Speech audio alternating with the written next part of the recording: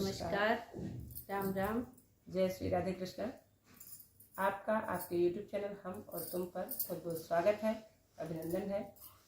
आज आपके लिए एक प्यारा सा सोहर गीत लेकर आए हैं। सुनिए इस प्यारे से सोहर गीत को। लाइक करिए, सब्सक्राइब करिए, कमेंट करिए, शेयर करिए और अपना सपोर्ट, प्यार, दुलार, आशीर्वाद बनाए रखिए। सोहर कौन सा है उषा जी बताएंगी। अमकत आयो नंदी चमकर, नथुनी पहने। सुनिए इस गीत को।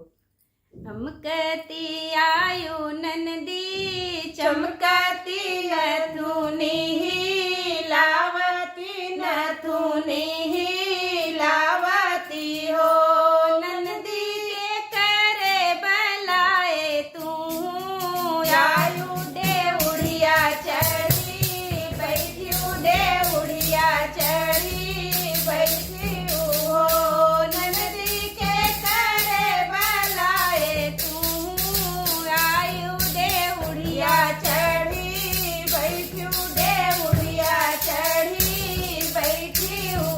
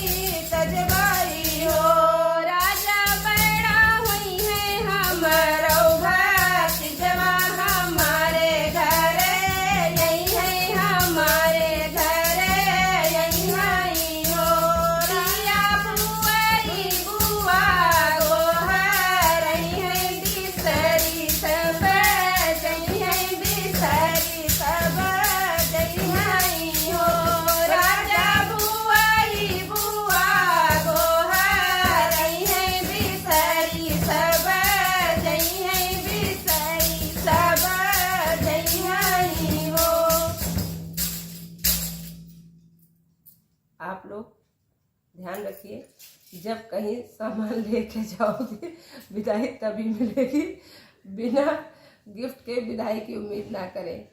सोहर कैसा लगा कमेंट बॉक्स में बताएं।